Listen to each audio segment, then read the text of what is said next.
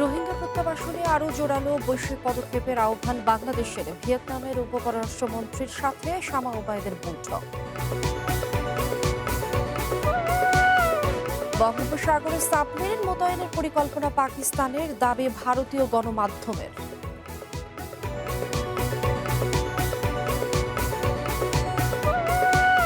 Niger বিমানবন্দরে গোলাগুলি, সেনা সহ ৩৫ জন নিহত। হামলার দায় স্বীকার আল কায়েদা সংশ্লিষ্ট জঙ্গি সংগঠনের।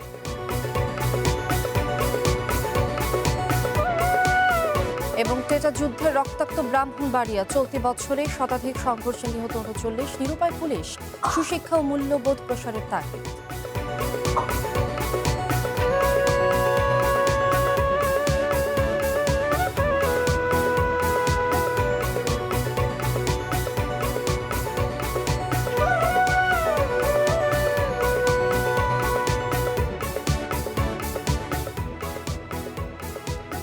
স্বাগত ওয়ান বুলেটিনে, আমি বেনিয়া। শুনছিলেন শিরোনামগুলো, এবারে জানাবো বিস্তারিত। রোহিঙ্গা প্রত্যাবাসনে আরও জোরালো বৈশ্বিক পদক্ষেপের আহ্বান জানিয়েছেন বাংলাদেশ। নিউ ইয়র্কে জাতিসংঘ সদর দপ্তরে অনুষ্ঠিত ইকোসক হিউম্যানিটেরিয়ান অ্যাফেয়ার্স সেগমেন্টের উচ্চ পর্যায়ে প্যানেল আলোচনায় বক্তব্যে এ আহ্বান জানান পররাষ্ট্র প্রতিমন্ত্রী শামা ওবায়েদ। প্রতিমন্ত্রী রোহিঙ্গা নারী ও কিশোরীদের উপর চলমান অর্থায়ন সংকটে নেতিবাচক প্রভাব নিয়ে গভীর উদ্বেগ প্রকাশ করেন। রোহিঙ্গা সংকটের টেকসই সমাধানে আন্তর্জাতিক সহযোগিতা অব্যাহত রাখার উপর গুরুত্বারোপ করে তাদের নিজ দেশ মিয়ানমারে দ্রুত প্রত্যাবর্তনের আহ্বান জানান। অনুষ্ঠানের ফাঁকে ভিয়েতনামের উপপররাষ্ট্রমন্ত্রী ডক্টর নগুয়েন মিন ভুর সঙ্গে সৌজন্য সাক্ষাৎ করেন শামা ওবায়েদ। পারস্পরিক স্বার্থ সংশ্লিষ্ট বিষয় ও দ্বিপাক্ষিক সহযোগিতা জোরদারে বিভিন্ন দিক নিয়ে কথা বলেন তারা।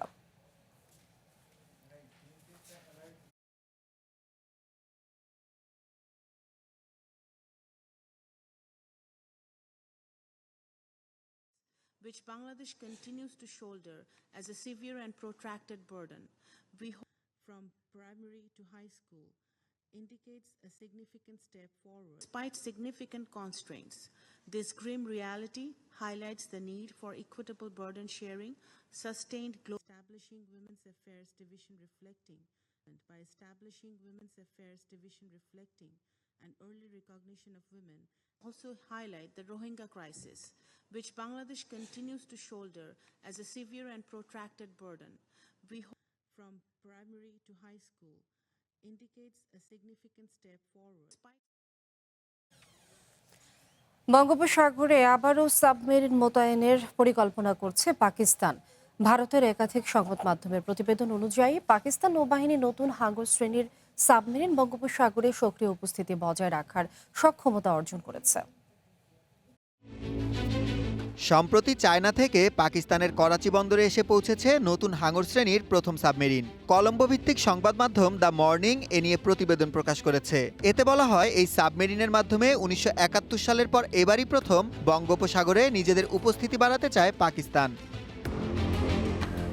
সম্প্রতি কলম্বো বন্দরে এক অনুষ্ঠানে পাকিস্তান নৌবাহিনীর ফ্লোটিলা কমান্ডার ওমর ফারুক এই পরিকল্পনার কথা জানান। তিনি বলেন, পাকিস্তান তাদের নৌবহরে এই শ্রেণীর মোট ৮টি সাবমেরিন যুক্ত করবে। এর ফলে বঙ্গোপসাগরের মতো দূরবর্তী অঞ্চলেও পাকিস্তানের অপারেশনাল পরিধি বাড়বে। ভারতের সংবাদ মাধ্যমগুলোর মতে বঙ্গোপসাগর নয়াদিল্লির জন্য একটি গুরুত্বপূর্ণ কৌশলগত এলাকা। এখানে ভারতের ইস্টার্ন নেভাল কমান্ড এবং আন্দামান নিকোবর দ্বীপপুঞ্জ রয়েছে। তাই এই জলসীমায় পাকিস্তানের সম্ভাব্য উপস্থিতি ভারতের জন্য অস্বস্তির কারণ হতে পারে। তবে আন্তর্জাতিক আইন অনুযায়ী উপকূলীয় দেশের নিজস্ব জলসীমার বাইরে যে কোনো দেশের সামরিক নৌযান চলাচল করতে পারে।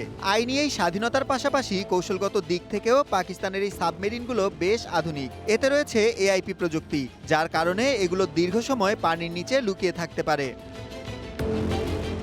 প্রতিরক্ষা বিশ্লেষকরা বলছেন, পাকিস্তানের এই পরিকল্পনা এমন এক সময়ে সামনে এলো যখন বাংলাদেশের সঙ্গে দেশটির যোগাযোগ বাড়ছে।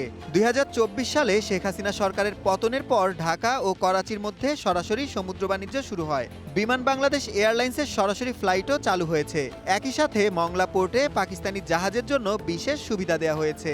এবং ২০২৫ সালের নভেম্বরে ১৯৭১ সালের পর প্রথম কোনো পাকিস্তানি যুদ্ধজাহাজ চট্টগ্রাম বন্দরে শুভেচ্ছা সফরে আসে। ওয়াশিংটন ভিত্তিক ম্যাগাজিন দ্য ডিপ্লোম্যাট ও বিভিন্ন প্রতিবেদন অনুযায়ী ঢাকা নিজেই এখন ইসলামাবাদের সাথে একটি পারস্পরিক প্রতিরক্ষা চুক্তি প্রাতিষ্ঠানিক রূপ দিতে দর কষাকষি করছে, যার মধ্যে সামরিক সহযোগিতা, গোয়েন্দা তথ্য বিনিময় এবং যৌথ মহড়ার বিষয় রয়েছে। তবে পাকিস্তানকে কোনো সামরিক সুবিধা দেওয়ার ইঙ্গিত দেয়নি বাংলাদেশ। সুলাইমান সবুজ, ওয়ান ইন্টারন্যাশনাল ডেস্ক।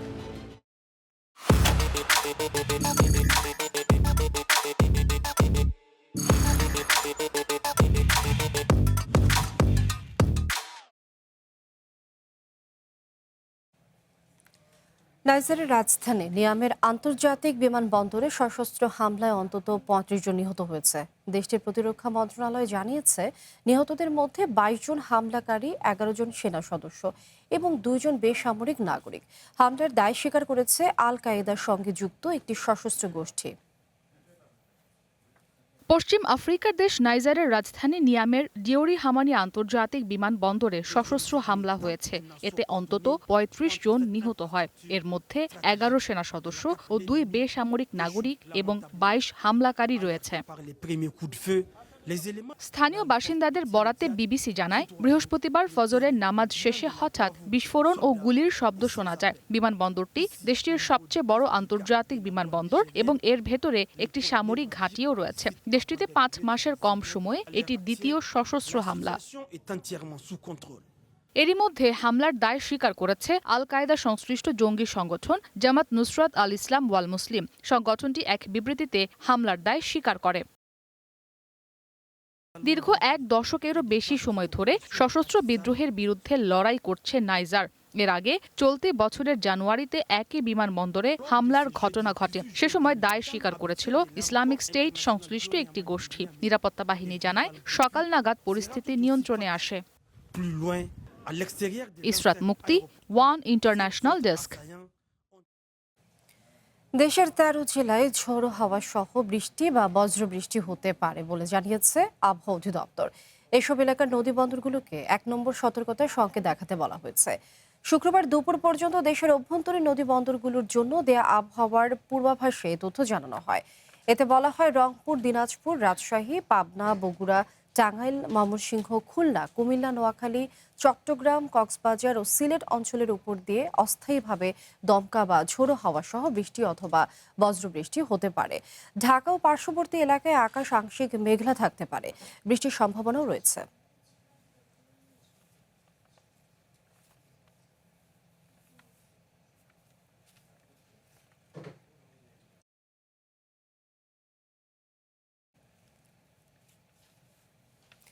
গাইবান্ধায় যমুনার ভাঙন রোধে নির্মাণাধীন প্রায় ১০০ ফিট এলাকার বন্যা প্রতিরক্ষা বাঁধে ধস শুরু হয়েছে। এতে ভাঙন আতঙ্কে আছেন স্থানীয়রা। বৃহস্পতিবার বাঁধে ধস শুরু হলে গ্রামবাসী হইচই শুরু করে। পানি উন্নয়ন বোর্ডের কর্মকর্তারা সেখানে গিয়ে ভেকু দিয়ে ব্লক ফেলতে থাকেন। এক পর্যায়ে ক্ষুব্ধ এলাকাবাসীর তোপের মুখে সরে যান প্রকৌশলী ও অন্য কর্মকর্তারা। বাঁধ নির্মাণে নিম্নমানের কাজ এবং অর্থ লোপাটের অভিযোগ স্থানীয়দের। ব্লক ডাম্পিং কম করছিল এবং সাপোর্টিং কম দেওয়ার কারণে এখানে তীব্র ভাঙন দেখা দিয়েছে। এখান থেকে মাটি নিয়ে যাওয়ার পিছনে বসানো হয়েছে, যে মাটিগুলো এখন বৃষ্টি ঘুরে যাওয়ার কারণে হঠাৎ করে এখানে ভাঙন ধরছে। মানুষ হতদরিদ্রতে পরিণত হয়ে গেছে, সম্পত্তি সব তো নদীর মধ্যে গেছে। ১০,০০০ লোক পথর ফকির হয়ে যাইব, কোনো ঘর বাড়ি তোলার মতো কোনো পদসন নাই, কই দেওয়া থাকতো। ইতোমধ্যে ভাঙনকে প্রতিহত করা সম্ভব হয়েছে। আর যেন ভাঙন বৃদ্ধি না পায় তার জন্য আমরা কাজ করছি। সবজির দাম কিছুটা কমলেও রাজধানীর বাজারে মাছ ও মাংসের দাম বেশি। সকালে কারণ বাজারে দেখা যায় এমন চিত্র। ক্রেতাদের অভিযোগ, নিত্যপণ্যের বাজারে এখনো পুরোপুরি স্বস্তি ফেরেনি। বাড়তি খরচের কারণে অনেককে সংসার চালাতে হিমশিম খেতে হচ্ছে। বিক্রেতারা বলছেন, উৎপাদন থেকে শুরু করে পরিবহন ও সরবরাহ খরচ বেড়ে যাওয়ায় মাছ মাংসের দাম কমানো সম্ভব হচ্ছে না।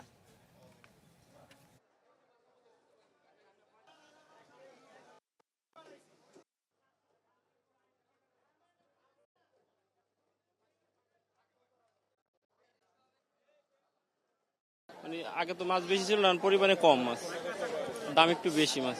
যারা নিম্ন ফ্যামিলি তাদের কাছে তো অনেক বেশিই হবে। মানে এমন দাম, মানে অনেক মাছ কিনতে গেলেও ফিরে আসতে হইতেছে। সবজির দামটা মানা যায়, কিন্তু কিছু কিছু প্লেসে আবার বেশি চাচ্ছে।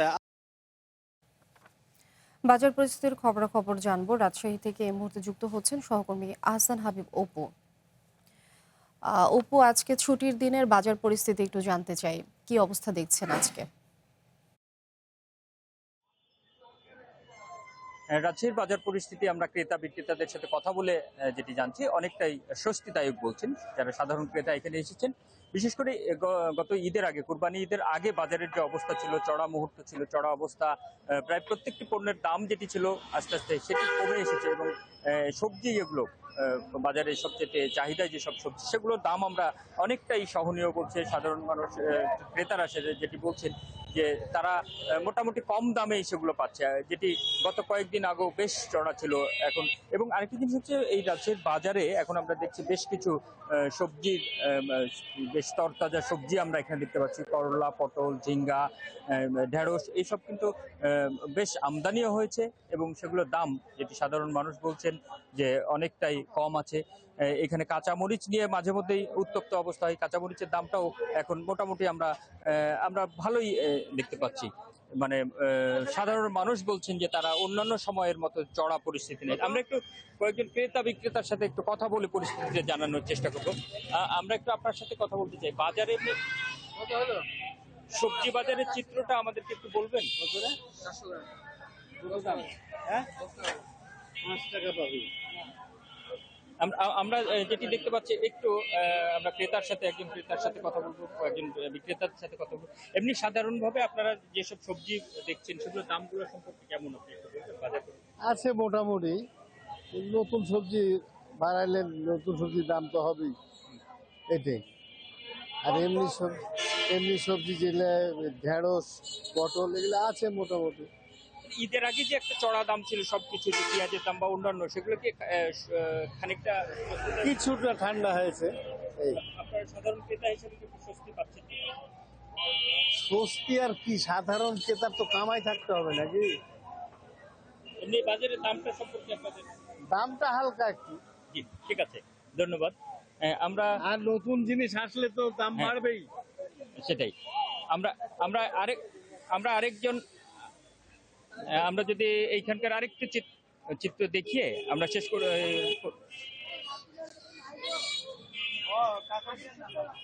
দর্শক, আমরা রাজশাহীর যে চিত্রটা দেখছিলাম, এখানে ক্রেতা বিক্রেতা সবার। আহসান হাবিব অপু, অনেক ধন্যবাদ আপনাকে। রাজশাহীর বাজার পরিস্থিতি জানছিলাম, আমাদের সঙ্গে যুক্ত ছিলেন আহসান হাবিব অপু। আধিপত্য বিস্তার, পূর্ব বিরোধ কিংবা কোনো তুচ্ছ ঘটনায় টেটা বল্লম যুদ্ধ, প্রাণহানি, এরপর পাল্টাপাল্টি মামলা, জীবিকা নিয়ে অনিশ্চয়তা, অনেকের কাছে হাসাহাসির বিষয় হলেও ব্রাহ্মণবাড়িয়ার কয়েকটি উপজেলার মানুষকে বিপদগ্রস্ত করেছে এই সামাজিক দাঙ্গা। সুশিক্ষা ও মানবিক মূল্যবোধের মাধ্যমে এসব সংঘর্ষ কমানো সম্ভব বলছেন সচেতন নাগরিকরা। সংঘর্ষে জড়ানো রীতিমতো ঐতিহ্যে পরিণত হয়েছে ব্রাহ্মণবাড়িয়ার কয়েকটি উপজেলায়। পান থেকে চুন খসলেই দা, লাঠি, টেটা, ফলা ও বল্লমের মতো দেশীয় মরণাস্ত্র নিয়ে সংঘর্ষে জড়িয়ে পড়ে দুই পক্ষ। যুগ যুগ ধরে চলা এসব সংঘর্ষে প্রাণ যাচ্ছে অনেকের, পঙ্গুত্ব বরণ করছেন কেউ কেউ। জেলা পুলিশ জানিয়েছে চলতি বছরেই 10 জুন পর্যন্ত সংঘর্ষ হয়েছে শতাধিক। এতে প্রাণ হারিয়েছেন 39 জন, হত্যা মামলা হয়েছে 38টি। ব্রাহ্মণবাড়িয়া জেলার সরাইল, নাসিরনগর, আশুগঞ্জ, নবীনগর, সদর, বিজয়নগর ও বাঞ্ছারামপুরে টেটা যুদ্ধ বাধে অহরহ। এখানে তুচ্ছ ঘটনাকে কেন্দ্র করে গোষ্ঠীগত দাঙ্গার ঘটনা বেশি। একজনের প্রতি আরেকজন যে একটা মহব্বত, মায়া, জিনিসটা খুব কম, যার ধরনের তুচ্ছ ঘটনা করিয়া কেন্দ্র করেও একটা ঝগড়া লেগে যায়। এলাকার বিরাট একটা লজ্জা আর বিরাট একটা দুর্নাময়। বললাম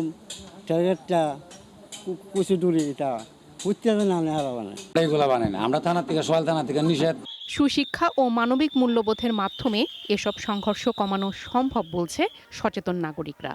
আগে থেকে এখন অনেক বেশি আমরা শিক্ষিত এবং লিটারেসি হার অনেক বেশি, কিন্তু সুশিক্ষাটা খুব জরুরি এবং মানবিক মূল্যবোধ সম্পর্কে যে শিক্ষা সেটা খুব বেশি জরুরি। যে হারে যে সংঘর্ষ কলহ চলছে, এটা যদি আমরা ইনহেরিয়েন্ট ধারণ করি তাহলে আসলে আমরা সভ্য জাতি হিসাবে, সভ্য মানুষ হিসাবে কিন্তু নিজে পরিচয় দিতে পারবো না।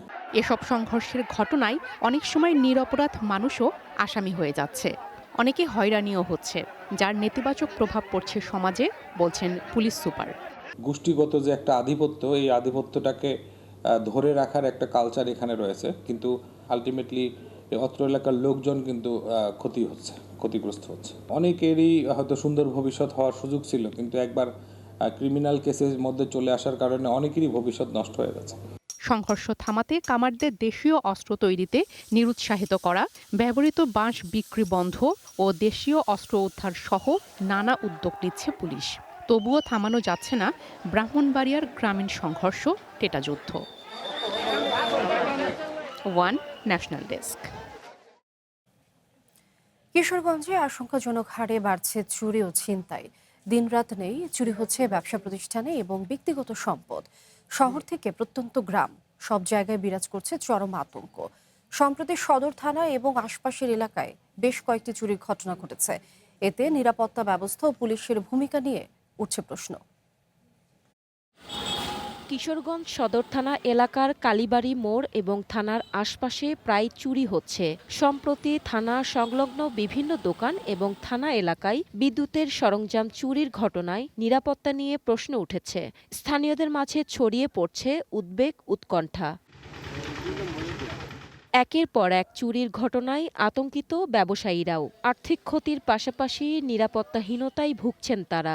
টিন কেটে নিচে আবার গ্রিল ছিল, ওই গ্রিল কেটে ঢুকে আমার ভিতর থেকে ওই যে টাকা ছিল প্রায় 5 লাখের কাছাকাছি, আনুমানিক 4.5 উপরে, এই টাকা নিল। আমার মনিটরটা চলে নিয়ে গেছে, আমার বেসিনের কলটা ভাঙিয়ে ফেলাইছে, আর আমার ক্যাশে টাকা ছিল ওটি নিয়ে গেছে। এই চুরি বৃত্তি যদি বন্ধ না হয় তাহলে এই রোডে ব্যবসা করাটাও কঠিন, বসবাস করা আমাদের জন্য খুব কঠিন হয়ে যাচ্ছে। আমরা যে ব্যবসায়ী যারা আছি সবাই আতঙ্কিতের মধ্যে আছি, ভয়ের মধ্যে আছি।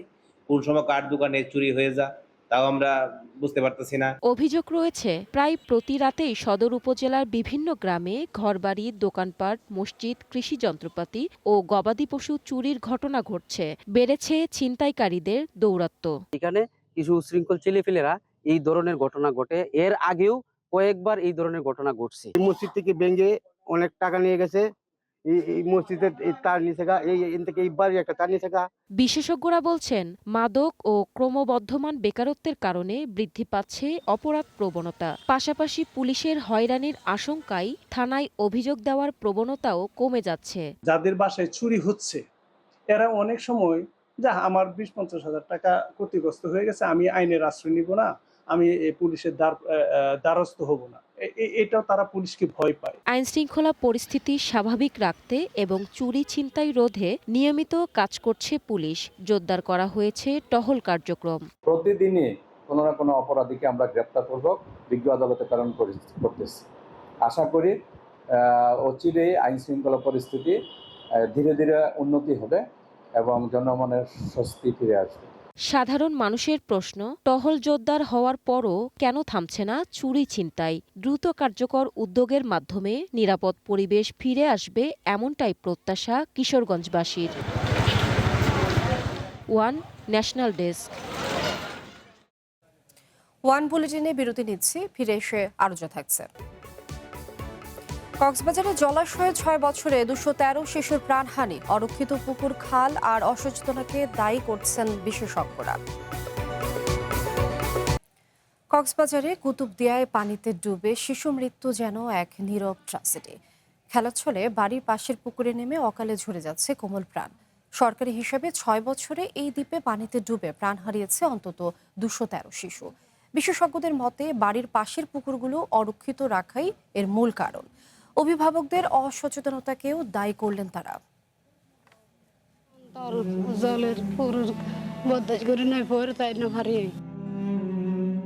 এবারের ঈদুল আজহার মাত্র কয়েকদিন আগের কথা। বাড়ির পাশের পুকুরের পানিতে ডুবে প্রাণ হারায় 3 বছরের শিশু ছায়েদ হাসান। অথচ বাবা মা জানতেই পারেনি কখন ছায়েদ পানিতে ডুবে গেছে। নিমিষেই ঈদের আনন্দ পরিণত হয় শোকে। ফুটফুটে সন্তানকে হারিয়ে মা জয়তুন্নেছা এখন পাগল প্রায়। প্রতিদিন দুপুরে পুকুর ঘাটে বসে অঝরে কাঁদেন। পথ চেয়ে থাকেন প্রিয় সন্তানের। মনে আশা হয়তো আবারও মা বলে ডাকবে তার ছোট্ট ছায়েদ।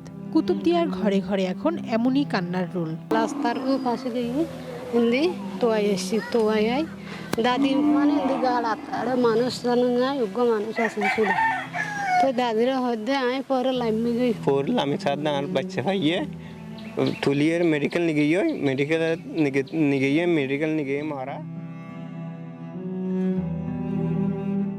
ছায়েদের মায়ের মতো প্রতিদিনই অসংখ্য মায়ের কোল খালি হচ্ছে এই দ্বীপে। বছরের পর বছর এখানে জ্যামিতিক হারে বাড়ছে শিশু মৃত্যুর সংখ্যা। সরকারি পরিসংখ্যান অনুযায়ী 2021 সালে 26 জন, 2022 সালে 31 জন, 2023 সালে 43 জন, 2024 সালে 42 জন এবং 2025 সালে রেকর্ড সর্বোচ্চ 52 জন শিশুর মৃত্যু হয়েছে। আর চলতি 2026 সালের প্রথম 6 মাসেই প্রাণ হারিয়েছে আরও 19 শিশু। কুতুবদিয়ায় গত 6 বছরে পানিতে ডুবে মোট 213 জন শিশুর মৃত্যু হয়েছে, যা পুরো কক্সবাজার জেলার মধ্যে সর্বোচ্চ। কুতুবদিয়ায় প্রতিদিন একটা না একটা শিশু পুকুরে পড়ে মৃত্যুবরণ করতেছে। এদিনেও আনজাহালি প্রক্রিয়া মসজিদে মধ্যে গিরে বেড়া না থাকানোর কারণে 7 বছরের বাচ্চা মারা গিয়ে পুকুরে ডুবে যাচ্ছে, কারণ মা বাবাও কাজ করতেছে, কোনো সদস্য নাই, আর পুকুরের চারিদিকে কোনো বেড়া নেই। সচেতন মহল বলছেন, উপকূলীয় এই দ্বীপে বেশিরভাগ বাড়ির চারপাশে রয়েছে অসংখ্য পুকুর ও খাল, অথচ এই জলাশয়গুলোতে কোনো নিরাপত্তা বেষ্টনী নেই। একই সাথে রয়েছে মা বাবার নজরদারির অভাব। সাঁতার না জানার কারণে এই পুকুরগুলোই এখন শিশুদের জন্য নীরব মৃত্যুফাদ। শুধু সরকারি প্রচারণায় সীমাবদ্ধ না থেকে মাঠ পর্যায়ে সুরক্ষা ব্যবস্থা জোরদারের দাবি স্থানীয়দের। 5 বছর এর কম বয়সী শিশুদের মধ্যে 3টি প্রধান মৃত্যুর কারণের মধ্যে নিউমোনিয়া, ডায়রিয়া, এগুলোর পরেই ড্রাউনিংয়ের অবস্থান। শিশুদের যত বয়স বাড়বে, 5, 6, 7 বছর বয়স হলে তাদেরকে অবশ্যই বেসিক লাইফ স্কিল যেগুলো আছে, সাঁতার শেখানো, এটাও করা দরকার। কুতুবদিয়ায় পানিতে ডুবে মৃত্যুর এই খতিয়ান শুধু কোনো পরিসংখ্যান নয়, প্রতিটি সংখ্যার পেছনে লুকিয়ে আছে এক একটি পরিবারের আজীবনের কান্না ও অপূরণীয় ক্ষতি। এই নির্মম মৃত্যুর মিছিল থামাতে প্রশাসন ও অভিভাবক সচেতন হবে, এমনটাই প্রত্যাশা দ্বীপবাসীর। One national desk. হামের উপসর্গ নিয়ে 24 ঘন্টার ব্যবধানে সিলেটে আরও 2 শিশুর মৃত্যু হয়েছে। সকালে সিলেটে বিভাগীয় স্বাস্থ্য অধিদপ্তর এই তথ্য নিশ্চিত করেছে। এ নিয়ে সিলেট বিভাগে হামের উপসর্গের মৃতের সংখ্যা বেড়ে দাঁড়িয়েছে 76 জনে। স্বাস্থ্য অধিদপ্তরের তথ্য মতে বর্তমান সিলেট বিভাগের বিভিন্ন হাসপাতালে হামের উপসর্গ নিয়ে চিকিৎসা নিচ্ছেন 261 জন। 24 ঘন্টায় ল্যাবরেটরি পরীক্ষায় নতুন করে 2 জন হামের রোগী শনাক্ত হয়েছে। একই সময়ে আরও 69 জন সন্দেহভাজন রোগী বিভিন্ন হাসপাতালে ভর্তি হয়েছেন।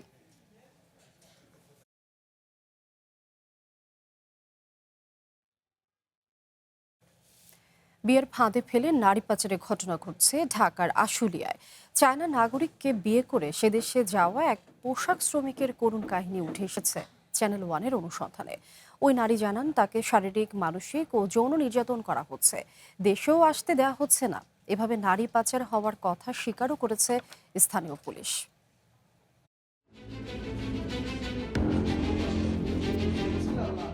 শারীরিক, মানসিক দুটাই নির্যাতন করে, মুখে বলতে পারবো না এইসব কথা। আমার মেয়ের উপরে এত অত্যাচার করে, আমার মেয়েকে আমার বাংলাদেশে ফিরে যাওয়ার আমি ভাত খেতে পারি না, একটা মামলা কি করবো। রিকশা চালক মজনু মিয়া স্ত্রীকে সাথে নিয়ে টঙ্গী ও আশুলিয়া এলাকায় খুঁজে ফিরছেন জাহিদুল নামে একজনকে। কেননা জাহিদুলের ঘটকালিতে মেয়েকে বিয়ে দিয়েছিলেন চায়নার এক নাগরিকের কাছে। বিয়ের কিছুদিন পরে স্বামীর সাথে মেয়ে মঞ্জুয়ারাও পাড়ি দেন চায়নায়। এরপর মা বাবার সাথে যোগাযোগ বন্ধ। কয়েক মাস পর হঠাৎ একদিন বাবাকে ফোন করে মঞ্জু, জানান তার ভয়াবহ অন্ধকার জীবনের গল্প। তাকে যৌন কাজে বাধ্য করা হচ্ছে, নিয়মিত চলে শারীরিক নির্যাতন। এইভাবে বাবা আমার থেকে প্রচারণা করলো, আমার মেয়ের উপরে এত অত্যাচার করে। আমি সরকারের কাছে একটাই আবেদন করি, আমার মেয়েকে আমার বাংলাদেশে ফিরে যায়, বাবুর মতন মানুষকে যেন ফাঁসিতে ঝুলানো হয়। 2-3 মাস কিন্তু ভালো ভালো দেখাইছি, তারপর থেকে ছেলের সাথে মোর ভাই যদি টাকার কথা কয়, ছেলের সাথে মোর অত্যাচার করে, ডাংমার করে, আমার সঙ্গে যোগাযোগ করতে দেয় না। সেদিন আমার ফোন দিয়ে কয়, মা আমারে যাইতে দেয় না, মা আমার পাসপোর্ট ভিসা সব কাড়ি নিয়েছে, মা তুই একটা মামলা করে। চায়নায় থাকা মঞ্জুয়ারার সাথে যোগাযোগ করে চ্যানেল ওয়ান। দুঃসহ জীবনের বর্ণনা দিয়ে দেশে ফিরে আসার করুণ আকুতি জানান। প্লিজ আমাকে সাহায্য করেন, আমি এখানে অনেক বিপদে আছি। আমি এখান থেকে বাংলাদেশে ব্যাক করতে চাই। আমাকে কোনো কিছু খাইতে দেয় না, কিছু চাইলে আইনা দেয় না, শারীরিক মানসিক দুটাই নির্যাতন করে। মুখে বলতে পারবো না এইসব কথা। আমি লোকেশন তো বলতে পারি না, কিন্তু আমি চায়নাতে আইছি এটাই জানি।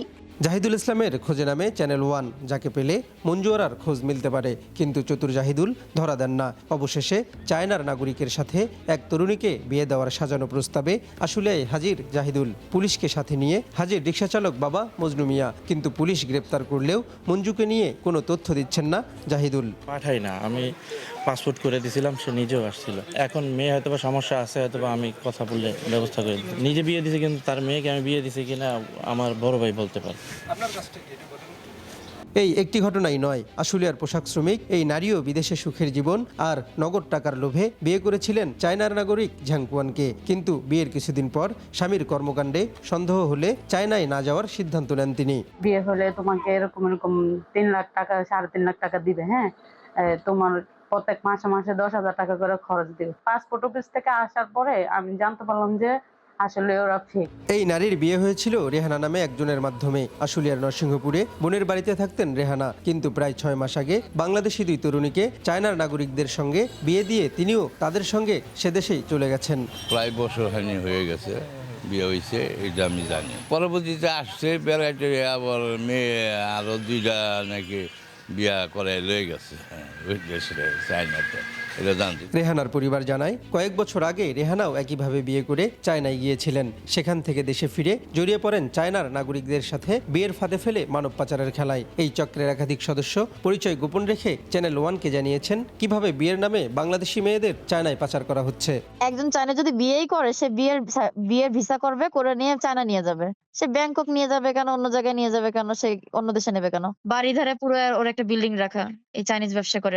তারা একটা টুরিস্ট ভিসার মাধ্যমে ওই মেয়েটাকে ইন্ডিয়া অথবা নেপাল যে কোনো জায়গায় আর কি প্রথমে শিফট করার পর ওইখান থেকে ওইসব দেশে আবার চায়নার এই ভিসাগুলোর নাকি অ্যাকসেপ্টেবল, ওইখান থেকে পরে ওই মেয়েকে চায়না মানে শিফট করে। অনুসন্ধান বলছে, চায়নার নাগরিকরা ঢাকা, সাভার ও গাজীপুরের বিভিন্ন এলাকায় বাসা ভাড়া নিয়ে নির্দিষ্ট সময় পর্যন্ত অবস্থান করেন। সেখান থেকেই টার্গেট ঠিক করেন, বিয়ে হয়ে গেলেই এলাকা ছাড়া। আশুলিয়ার ডান্ডাপর এলাকার এই বাসাটিও তার একটি। চায়নার নাগরিকদের কাছে বাসা ভাড়া দেওয়ার কথা স্বীকার করেছেন বাড়িওয়ালা ও প্রতিবেশীরাও।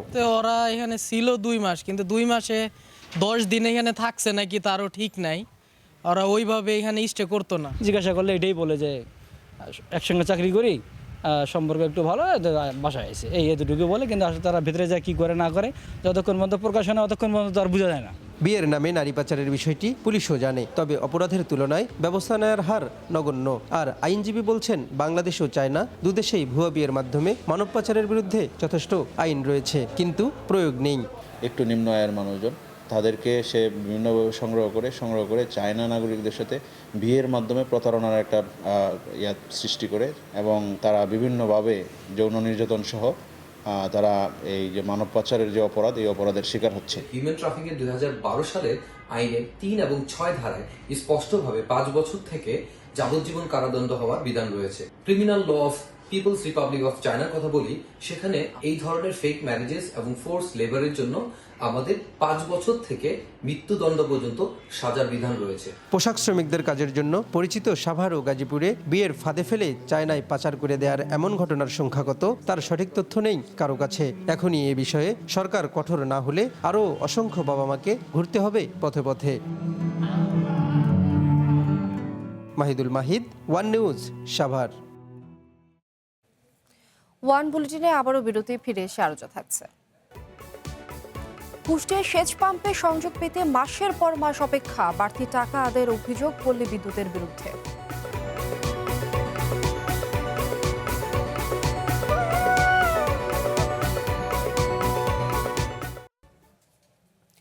কুষ্টিয়ায় পল্লী বিদ্যুৎ অফিসের কাছে জিম্মি কৃষকরা। দিনের পর দিন ঘুরেও মিলছে না সংযোগ, মিললেও গুনতে হচ্ছে বাড়তি টাকা।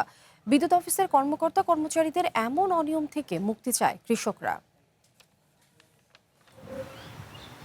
কুষ্টিয়ার ভেড়ামারা উপজেলার বাহিরচর গ্রামের নাহেদা খাতুন মধ্য বয়সেও হাল ধরেছেন সংসারের। ধার দেনা করে কেনেন সেচ পাম্প। বিদ্যুৎ সংযোগ পেতে 5টি খাম্বা বসাতে জমা দেন 2,48,000 টাকা। টাকা পেয়েও পুরো কাজ সারেনি ভেড়ামারা জোনাল অফিস, বসিয়েছে 4টি খাম্বা। নাহিদাকে বাড়তি 48,000 টাকা ফেরতও দেয়নি। পুরো সংযোগ না পাওয়ায় নাহিদা তার সেচ পাম্পটি চালু করতে পারেননি। খুব কষ্ট করে লাভের পরে সুদের পর টাকালি ধরেন আমি এটা করেছি, তাহলে অফিস আমাকে ধরেন 5টা পুলের টাকালি আমাকে 4টা পুল দিছে, তাহলে আমি একটা পুলের আমি টাকা ফেরত পাবো। অফিসে তা বলি ধরেন ফিরাই দিচ্ছে যে এত টাকা লাগিয়েছে পুলের এত টাকা তা বলি ধরেন ফিরাই দিচ্ছে, টাকা আমাকে দিচ্ছে না। মিরপুর উপজেলার বহলবাড়িয়া এলাকার কৃষক রাশিদুজ্জামান সেচ পাম্পে বিদ্যুৎ সংযোগের জন্য আবেদন করেন কুষ্টিয়া পল্লী বিদ্যুৎ সমিতির ভেড়ামারা জোনাল অফিসে। খরচ বাবদ 45,000 টাকা জমাও দেন, তবে 2 মাস পেরিয়ে গেলেও পাননি কোনো সংযোগ। 30-40 বিঘা মতো জমি আমার এখান থেকে আবাদ হবে। এ দেখেন একটা ফসল উঠে গেছে, অলরেডি আর একটা ফসলের সুবিধা আমি নিতে পারতাম, কিন্তু এই আজ আসছে কাল আসছে করে করে বিলম্ব হওয়ার কারণে আমার তো একটা ফসলই মার হয়ে গেল। 3-4 দিন করে গিয়েছি অফিসে এখন বলতে যে এই 5 পুলে এই টাকা দিতে পারবো না, এটা করে আমাকে হয়রান করা হয়েছে। দেখেন পুরা 120 বিঘা জমি পুরা পড়ে আছে এই মাঠে। কেউ কিছু টানি দিয়ে ছোট মোটর দিয়ে করি, বড় মোটর ধরেন পড়ে আছে, বড় মোটর নাই, কিভাবে দেখি করি। বিদ্যুতের অফিসে যাও কোনো কাজ হচ্ছে না। কৃষকদের এমন অভিযোগ নিয়ে নীরব ভেড়ামারা জোনাল অফিস। সেখানে গিয়ে পাওয়া যায়নি কোনো ঊর্ধ্বতন কর্মকর্তার দেখা।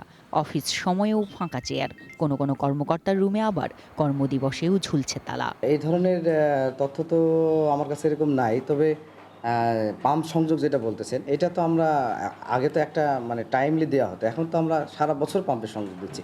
এবং আমার জানা মতে যে জামানতের টাকা জমা হয়েছে পেন্ডিং আছে এরকম আমার জানা নেই।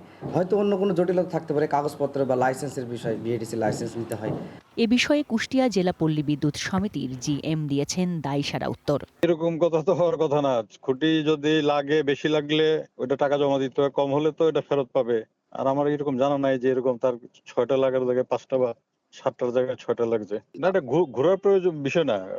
নির্মাণ করার পরে তারপরে আবার টাকা ফেরতের বিষয় থাকলে এটা তো ঘোরার কিছু নাই। সেচ পাম্পে বিদ্যুৎ সংযোগে অনিয়মের সাথে জড়িতদের বিরুদ্ধে ব্যবস্থা চায় ভুক্তভোগী কৃষকরা। One national desk.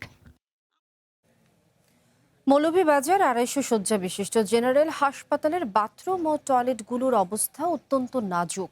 অপরিচ্ছন্ন, নোংরা ও অস্বাস্থ্যকর পরিবেশে চরম ভোগান্তিতে পড়ছেন রোগীরা। বেশিরভাগ বাথরুমের ফ্ল্যাশ ও পানির লাইন অকেজো থাকায় বাড়ছে স্বাস্থ্য ঝুঁকি। এই জেলার 25 লাখ মানুষের একমাত্র চিকিৎসার ভরসা মৌলভীবাজার জেনারেল হাসপাতাল, কিন্তু হাসপাতালে চিকিৎসা ব্যবস্থা অত্যন্ত নাজুক। এছাড়া পর্যাপ্ত পরিচ্ছন্নতা কর্মীর অভাবের পাশাপাশি স্বাস্থ্য ব্যবস্থাপনার দুর্বলতায় সংক্রমণের ঝুঁকি বাড়ছে নোংরা বাথরুম থেকে। নিয়মিত বাথরুমগুলো পরিষ্কার না করায় হাসপাতালের বিভিন্ন জায়গায় ছড়িয়ে ছিটিয়ে আছে ময়লা আবর্জনা, ছড়াচ্ছে দুর্গন্ধ। আর মহিলা অর্থোপেডিক ওয়ার্ডের বাথরুম নষ্ট থাকায় পা ভাঙা রোগীদের নিতে হয় অন্য বাথরুমে। এতে তীব্র ক্ষোভ সৃষ্টি হয়েছে রোগী ও স্বজনদের মাঝে। বাথরুম পরিষ্কার না, আজকে তো সাধারণ বাক্যও পরিষ্কার আছে, অনেক ময়লা বাথরুমের মাঝে, মানুষও বেশি, পায়ে পরিষ্কার না, রুমে অনেক ময়লা আবর্জনা ফেলে আছে, আর চতুর্দিক দিক দিয়ে গন্ধ আসতেছে। বাথরুমে আমরা রোগী বইয়া নিতে হলেও যে আরো বইয়া নিতে হয় আর কি, আমরা কষ্ট হয়। কোনো অসুস্থ মানুষ গিয়া অসুস্থ হয়ে যাব, এরকম পরিবেশ, আর মানুষ তার পরিবেশটা দেওয়া হয়। হসপিটালের মধ্যে ভালো একজন মানুষ হইয়া যে এখানে যে বসতে পারবে এ ধরনের অবস্থা নাই। এসব সমস্যার কথা স্বীকার করে হাসপাতালের তত্ত্বাবধায়ক বলেন, 250 শয্যার বিপরীতে প্রয়োজনীয় জনবলের তীব্র সংকট রয়েছে। নোংরা পরিবেশের কারণে হাসপাতালে নতুন করে সংক্রমণের ঝুঁকি তৈরি হচ্ছে রোগীদের। পিডব্লিউডিকে সব তালিকা দেওয়া হয়েছে, আর নতুনভাবে যেন কাজ সম্পন্ন করা হয় সেই লক্ষ্যেই কাজ করা হচ্ছে। আমাদের অনেক প্রবলেম আছে, বিশেষ করে আমাদের ওয়াশরুমগুলো অনেক টাইলসের প্রবলেম, অনেক পুরনো বিল্ডিংয়ের ফ্লোরসগুলো এখনও সেই আগের মতো কালো রঙের আছে, যেটাতে মোজাইকও নেই, টাইলসও নেই। তো পিডব্লিউডিকে আমরা সব তালিকা দিয়েছি এবং ওনারাও কাজ শুরু করেছেন। আমরা জিনিসটা সুন্দরভাবে যেন কাজটা হয় এবং আমাদের যে ডিমান্ড বা যেটা প্রবলেমটা আছে, প্রবলেমটা যেন ফুলফিল হয়, আমরা সেই লক্ষ্যে কাজ করছি। দ্রুত সংস্কার ও নিয়মিত পরিষ্কার পরিচ্ছন্নতা নিশ্চিত করে বাথরুমগুলো ব্যবহারের উপযোগী করার দাবি রোগী ও স্বজনদের। One national desk. ময়মনসিংহের ভালুকার আলোচিত কুমির খামারটিতে মানা হচ্ছে না সরকারি নিয়ম কানুন। পজিশন ফি বাবদ খামার কর্তৃপক্ষের কাছে কয়েক কোটি টাকা বকেয়া পড়েছে সরকারের। পাওনা আদায়ে বারবার চিঠি দিলেও উল্টো হয়রানির শিকার হচ্ছে বন বিভাগ। এদিকে চামড়া রপ্তানি বন্ধ থাকায় সম্ভাবনাময় কুমির খামারটি মুখ থুবড়ে পড়ার শঙ্কা রয়েছে। 2004 সালে ময়মনসিংহের ভালুকার হাতিবেড়ি গ্রামে প্রায় 13.5 একর জায়গার উপর রেপটাইলস ফার্ম লিমিটেড নামে কুমিরের খামার গড়ে তোলেন মুশতাক আহমেদ। তার সাথে থাকা মেজবাউল হক শেয়ার ছেড়ে দিলে মালিকানা পান প্রশান্ত কুমার হালদার ওরফে পিকে হালদার। ময়মনসিংহের ভিতরে এত বড় একটা কুমির খামার আমি জানতাম না, আজকে এসে প্রথম দেখলাম, আর আগে কখনো দেখিনি। দর্শকটা আছে, মাঝে মাঝে বেশি আছে, আবার মাঝে মাঝে কম আসে, সবসময় এক সমান আসে না, কম বেশি হয়। যত্ন করলে আর কি মানে আরো অনেক উন্নত হইতো আর কি এই জায়গাটা। এরপর খামার দেখিয়ে ইন্টারন্যাশনাল লিজিংয়ে ফাইন্যান্সিয়াল সার্ভিসেস থেকে প্রায় 60 কোটি টাকা ঋণ নেন তিনি।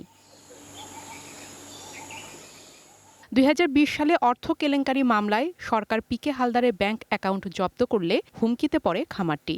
2022 সালে উচ্চ আদালত খামারটি পরিচালনার জন্য 6 সদস্য বিশিষ্ট পরিচালনা পর্ষদ গঠন করে দেয়। এরপর 2023 সালে নিলামের মাধ্যমে খামারটি 38 কোটি 20 লাখ টাকায় উদ্দীপন এনজিওর কাছে বিক্রি করে দেয় ইন্টারন্যাশনাল লিজিং।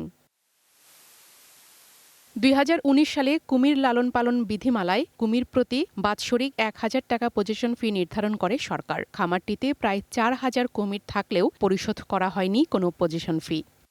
এই দুইটারই লাইসেন্স আছে, কিন্তু লাইসেন্সের যে সরকারের রেট আছে পজিশন ফি দেয় নাই। লক্ষ লক্ষ টাকা তাদের কাছে পজিশন ফি বাকি আছে। বিজনেস দেখা তো দায়িত্ব আমার হলো বিজনেসের সাপোর্ট দেওয়া, অ্যাক্সিলারেশন করা। সেই অ্যাক্সিলারেশনের জন্য আমার কাছে আসলে আমি সাপোর্ট দিব। আদালতের মাধ্যমে সবকিছুর সমাধান করে কুমির রপ্তানি কার্যক্রম শুরু করার কথা জানিয়েছেন উদ্দীপনের উপদেষ্টা। বন বিভাগ আবার সাইটিস একটা অর্গানাইজেশন আছে ইন্টারন্যাশনাল, কেমন সেই সাইটিস থেকে ওরা অনুমোদনটা নেবে, বুঝছেন? অনুমোদন নিয়ে সরকারকে দিলে তখন আমরা রপ্তানি করতে পারবো। অনেক ফর্মালিটি। পজিশন ফি সহজীকরণ, চামড়ার পাশাপাশি কুমিরের মাংস, দাঁত সহ অন্যান্য উপজাত দ্রব্য রপ্তানিতে সরকারকে এগিয়ে আসার আহ্বান জানিয়েছেন বন্যপ্রাণী বিশেষজ্ঞরা। বন্যপ্রাণীকে যদি সংরক্ষণ করতে হয়, জীববৈচিত্র্যকে যদি সংরক্ষণ করতে হয়, তাহলে এ ধরনের খামার যারা করছে তাদের প্রাণীর রেজিস্ট্রেশন থাকতে হবে। এই খামার থেকে 2010 সালে জার্মানিতে 67টি হিমায়িত কুমির ও 2014 থেকে 2019 সাল পর্যন্ত 1507টি কুমিরের চামড়া জাপানে রপ্তানি করা হয়। One national desk. শখের স্মার্টফোন বিক্রি করে জোগাড় করছিলেন 5000 টাকা। আজ সেই পুঁজিতেই গড়ে ওঠা ব্যবসার পণ্য যাচ্ছে বিশ্বের 19টি দেশে। বগুড়ার আফসানা নীরার গল্পটা তাই শুধু আচারের নয়, স্বপ্নকে বাস্তবে রূপ দেওয়ারও। মাসে বিক্রি করছেন 1000 কেজির বেশি আচার। কর্মসংস্থান হয়েছে অনেকের। রপ্তানি প্রক্রিয়া আরও সহজ হলে বিদেশের বাজারে সম্ভাবনা বাড়বে বলছেন বগুড়ার এই নারী উদ্যোক্তা। বগুড়া শহরের সেউজগাড়ির বাসিন্দা আফসানা নীরা বিউটিফিকেশন ব্যবসা দিয়ে শুরু, পরে করেন পোশাকের ব্যবসা, কিন্তু কোনোটাতেই সুবিধা করতে পারেননি। শুরু করেন নতুন কিছু করার ভাবনা। স্বামীর পরামর্শে বেছে নেন রান্নাকে। হাতে পুঁজি বলতে শখের স্মার্টফোন বিক্রি করে পাওয়া 4500, সঙ্গে ছিল আরও 500 টাকা। সেই 5000 টাকা দিয়েই শুরু তার আচারি ফুড। শুরুটা হয়েছিল সামাজিক যোগাযোগ মাধ্যমে। নিজের তৈরি আচার দিয়ে প্রচার চালাতেন ফেসবুকেই। ধীরে ধীরে মিলতে শুরু করে সারা। বগুড়া ছাড়িয়ে অর্ডার আসতে থাকে দেশের বিভিন্ন জেলা থেকে। 2018 সালে যাত্রা শুরু হলেও ব্যবসার মোড় ঘুরে যায় মূলত করোনাকালে। অনলাইন কেনাকাটা বাড়ার সঙ্গে বাড়তে থাকে তার আচারের চাহিদাও। 1 কেজি, 5 কেজি, 10 কেজি এভাবেই এগিয়েছে পথ চলা। এখন প্রতি মাসে 1000 কেজিরও বেশি আচার উৎপাদন করছেন আফসানা। দেশের বিভিন্ন প্রতিষ্ঠান পাইকারিভাবে তার কাছ থেকে আচার কিনছে। করোনা মহামারীতে একটা ব্যাপক সাড়া পেয়েছি আসলে। তারপরে আস্তে আস্তে যে বিভিন্ন কোম্পানিতে আমরা প্রোডাক্ট দিচ্ছি আমাদের এই গরুর মাংসের আচারটা, তারপরে বিভিন্ন শপে দিচ্ছি, অনলাইনে তো হোম ডেলিভারি আকারে এটা তো যাচ্ছেই। তার প্রতিষ্ঠানের সবচেয়ে জনপ্রিয় পণ্য গরুর মাংসের আচার। নিরাপদ ও স্বাস্থ্যসম্মত মাংস সংগ্রহের পর শুরু হয় প্রস্তুতির কাজ। বিশেষ মশলায় ম্যারিনেট করে দীর্ঘ সময় রান্না ও ভাজার মধ্য দিয়ে তৈরি হয় এই আচার। বগুড়ায় নীরার ছোট্ট রান্নাঘরে তৈরি এই মাংসের আচার এখন পৌঁছে যাচ্ছে বিশ্বের 19টি দেশে। মাংসের এই আচারটা কিন্তু সারা জেলা থেকে এখন বিদেশেও আমাদের এই আচারটা যাচ্ছে আর কি।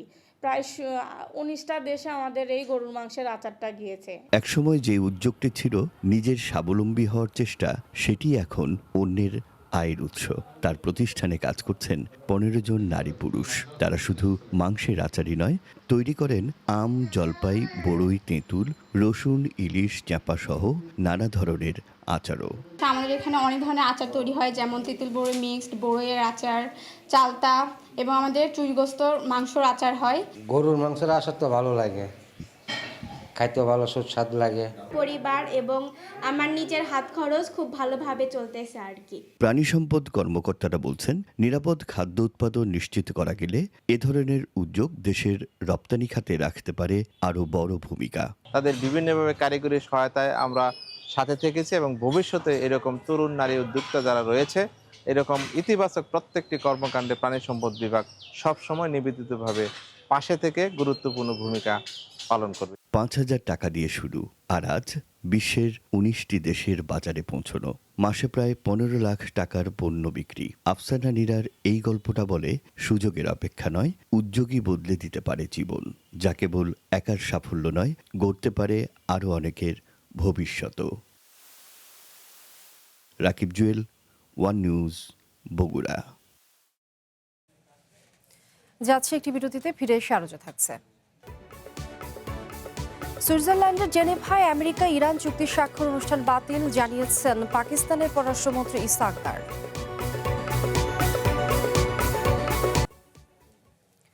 সুইজারল্যান্ডের জেনেভায় আমেরিকা ও ইরানের মধ্যে চুক্তি স্বাক্ষর অনুষ্ঠানটি বাতিল করা হয়েছে। পাকিস্তানের পররাষ্ট্রমন্ত্রী ইসহাক দারের বরাতে এ তথ্য নিশ্চিত করেছে বিবিসি উর্দু।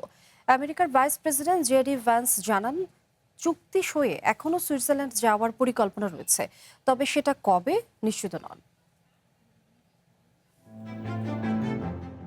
আমেরিকা ও ইরানের মধ্যে সমঝোতা স্মারক ডিজিটালভাবে স্বাক্ষরিত হওয়ায় শুক্রবার সুইজারল্যান্ডের জেনিভায় নির্ধারিত চুক্তি স্বাক্ষর অনুষ্ঠানটি বাতিল করা হয়েছে। একই সঙ্গে বাতিল করা হয়েছে পাকিস্তানের প্রধানমন্ত্রী শেহবাজ শরীফের পূর্ব নির্ধারিত সুইজারল্যান্ড সফর। বিষয়টি পাকিস্তানের উপপ্রধানমন্ত্রী ও পররাষ্ট্রমন্ত্রী ইসহাক দারের বরাতে নিশ্চিত করেছে বিবিসি উর্দু। কোনো অনুষ্ঠান না হলেও ইরান ও আমেরিকার মধ্যে পরবর্তী কারিগরি আলোচনাগুলো এখন থেকে আলাদাভাবে অনুষ্ঠিত হবে বলে জানান পাকিস্তানের পররাষ্ট্র মন্ত্রণালয়ের একজন কর্মকর্তা। পাকিস্তানের পররাষ্ট্রমন্ত্রী ইসহাক দার বিবিসিকে বিষয়টি নিশ্চিত করে বলেন, আমেরিকা ও ইরান ইলেকট্রনিক্যালি চুক্তিতে স্বাক্ষর করার পর প্রধানমন্ত্রী শেহবাজ শরীফও মধ্যস্থতাকারী হিসেবে এতে সই করেছেন, যার ফলে শুক্রবারের সুইজারল্যান্ড সফর স্থগিত করা হয়েছে। অনুষ্ঠান বাতিলের বিষয়ে সুইজারল্যান্ডের পররাষ্ট্র মন্ত্রণালয় জানিয়েছে, আয়োজনটি বাতিল হলেও শুক্রবার বুর্গেনস্টকে আমেরিকা ও ইরানের প্রতিনিধিদের মধ্যে বৈঠক অনুষ্ঠিত হবে। এই বৈঠকে পাকিস্তান ও কাতারের প্রতিনিধিরাও উপস্থিত থাকবেন। মূলত চুক্তিটি কিভাবে বাস্তবায়িত হবে সেই বিষয়ে প্রাথমিক আলোচনা করবেন তারা। এদিকে হোয়াইট হাউসে এক সংবাদ সম্মেলনে আমেরিকার ভাইস প্রেসিডেন্ট জেডি ভ্যান্স জানান, ইরানের সঙ্গে চুক্তি স্বাক্ষরের জন্য এখনও সুইজারল্যান্ড যাওয়ার পরিকল্পনা রয়েছে, তবে কবে যাবেন তা জানেন না। তিনি বলেন, মৌলিক আচরণে পরিবর্তন না আনা পর্যন্ত ইরানকে অর্থনৈতিকভাবে চাপে রাখবে ওয়াশিংটন। ইসরাত মুক্তি, ওয়ান ইন্টারন্যাশনাল ডেস্ক। হরমুজ প্রণালীতে 60 দিনের ফ্রি ট্রানজিট সুবিধা দিচ্ছে। এক প্রতিবেদনে এই তথ্য জানিয়েছে ইরানের সংবাদ মাধ্যম প্রেস টিভি। সেখানে বলা হয়, এই 60 দিনের যাবতীয় খরচ বহন করবে খামেরি প্রশাসন। এদিকে সমঝোতা স্মারকে স্বাক্ষরের পর শর্ত অনুযায়ী ইরানের বন্দরগুলো থেকে নৌ অবরোধ উঠিয়ে নিয়েছে আমেরিকা।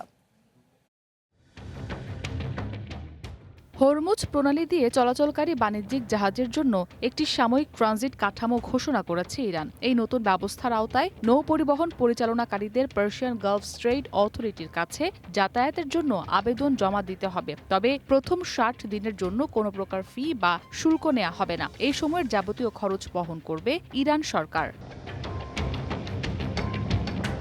এক প্রতিবেদনে প্রেস টিভি বলছে, বৃহস্পতিবার ইরানের সুপ্রিম ন্যাশনাল সিকিউরিটি কাউন্সিলের সচিবালয় এক বিবৃতিতে জানায়, নৌযান চলাচল এবং নিরাপত্তার স্বার্থে জাহাজগুলোকে অবশ্যই কর্তৃপক্ষের নির্ধারিত রুট, সময়সূচি এবং পরিচালন সংক্রান্ত নির্দেশনা মেনে চলতে হবে। এর ফলে হরমুজ প্রণালীতে পর্যায়ক্রমে বাণিজ্যিক জাহাজ চলাচল বৃদ্ধি পাবে। এছাড়া গালফ স্ট্রেইট অথরিটিকে সমস্ত আবেদন অগ্রাধিকার ভিত্তিতে এবং দ্রুততার সাথে পর্যালোচনার নির্দেশ দেওয়া হয়েছে। হরমুজ প্রণালী দিয়ে ট্রানজিট পরিচালনার কার্যপদ্ধতি ও প্রযুক্তিগত প্রক্রিয়াগুলো পার্সিয়ান গালফ স্ট্রেইট অথরিটি কর্তৃক অবহিত করা হবে। মাইন অপসারণ সহ অন্যান্য বিষয়ের প্রয়োজনীয় ব্যবস্থা ইসলামাবাদ সমঝোতা স্মারকের 5 নম্বর অনুচ্ছেদ অনুযায়ী গ্রহণ করা হবে। এদিকে সমঝোতার শর্ত অনুযায়ী ইরানের বন্দরগুলো থেকে অবরোধ উঠিয়ে নিয়েছে আমেরিকা। বৃহস্পতিবার থেকে এই সমঝোতার জন্য প্রয়োজনীয় কার্যক্রম শুরু হয়েছে। এক এক্স বার্তায় সেন্টকম জানায়, আরব ও ওমান উপসাগরে অবস্থিত ইরানের বন্দরগুলোতে যাওয়া কিংবা সেখান থেকে বের হওয়া জাহাজ চলাচলে আর কোনো বাধা দিচ্ছে না ওয়াশিংটন। সংস্থাটি আরও জানায়, ইরানের সঙ্গে হওয়া সমঝোতার সব দিক যথাযথভাবে বাস্তবায়ন হচ্ছে কিনা তা নিশ্চিত করতেই আমেরিকার যুদ্ধ জাহাজগুলো ওই এলাকায় মোতায়েন থাকবে। ইসরাত মুক্তি, ওয়ান ইন্টারন্যাশনাল ডেস্ক। এবার কনফিডেন্স সিমেন্টের সৌজন্যে বিশ্বকাপ ফুটবলের খবর।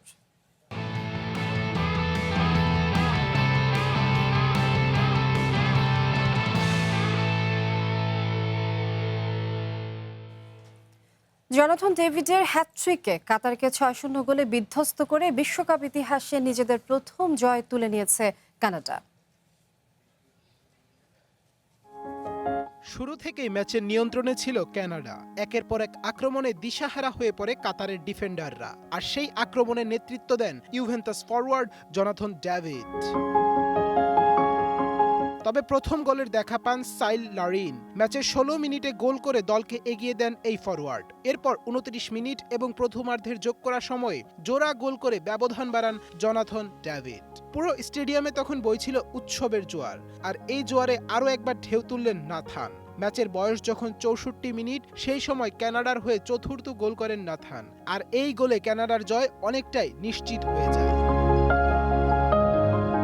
পিছিয়ে থেকে দ্বিতীয়ার্ধে কাতার ঘুরে দাঁড়ানোর চেষ্টা করলেও পরিস্থিতি আরও কঠিন হয়ে ওঠে। খেই হারিয়ে 2টি লাল কার্ড দেখে 9 জনের দলে পরিণত হয় তারা, আর এই সুযোগ কাজে লাগিয়ে আক্রমণের ধার আরও বাড়ায় কানাডা। দ্বিতীয়ার্ধে আরও 3টি গোল যোগ করে গোল বন্যা বইয়ে দেয় কানাডিয়ানরা। শেষ পর্যন্ত 6-0 গোলের বিশাল জয় নিয়ে মাঠ ছাড়ে উত্তর আমেরিকার দেশটি। এই জয় বিশ্বকাপের ইতিহাসে প্রথমবারের মতো জয়ের স্বাদ পেল কানাডা। একই সঙ্গে নকআউট পর্বে জায়গা করে নেওয়ার সম্ভাবনাও অনেকটা উজ্জ্বল হয়েছে তাদের সামনে। অপরদিকে 6 গোল হজম, 2 লাল কার্ড আর বড় পরাজয়ে গ্রুপ পর্বে কঠিন পরিস্থিতিতে পড়ে গেল কাতার। বিশ্বকাপের মঞ্চে নিজেদের সবচেয়ে হতাশাজনক ম্যাচগুলোর একটি সাক্ষী হলো দলটি। রেকর্ড গড়া হ্যাট্রিক আর বিশ্বকাপে প্রথম জয়, সব মিলিয়ে কানাডার জন্য এটি স্মরণীয় একটি রাত, আর কাতারের জন্য এক দুঃস্বপ্নের অধ্যায়। Tasnim Ahmed Arnab, one sports desk. A grade ক্লিংকারের কনফিডেন্স সিমেন্ট, বাংলাদেশের হৃদয় জুড়ে।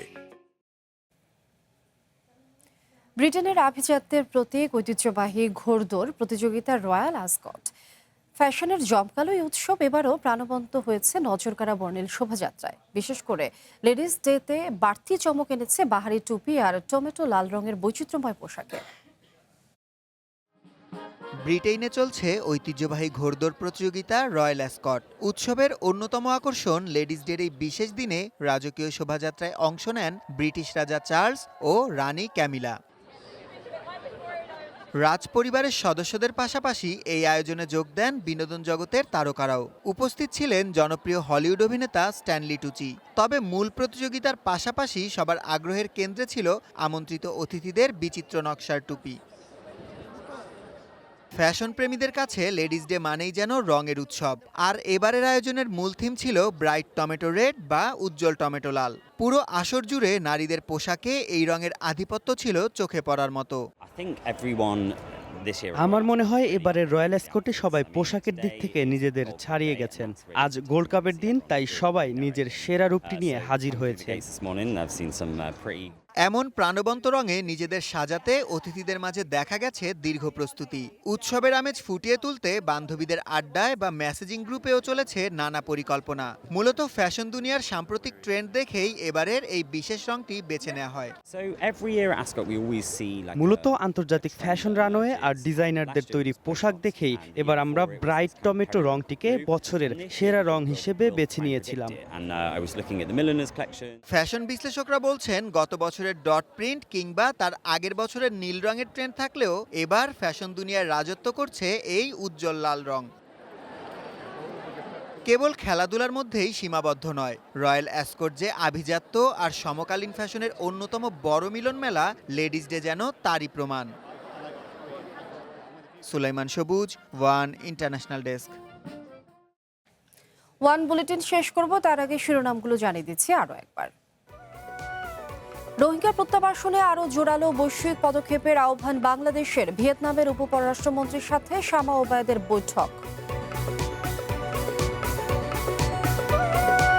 বঙ্গোপসাগরে সাবমেরিন মোতায়েনের পরিকল্পনা পাকিস্তানের, দাবি ভারতীয় গণমাধ্যমের।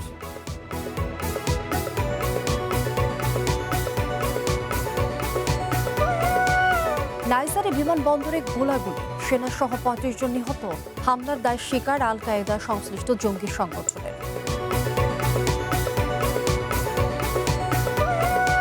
এবং টেটা যুদ্ধে রক্তাক্ত ব্রাহ্মণবাড়িয়া, চলতি বছরে শতাধিক সংঘর্ষে নিহত 39, নিরুপায় পুলিশ, সুশিক্ষা ও মূল্যবোধ প্রসারের তাগিদ।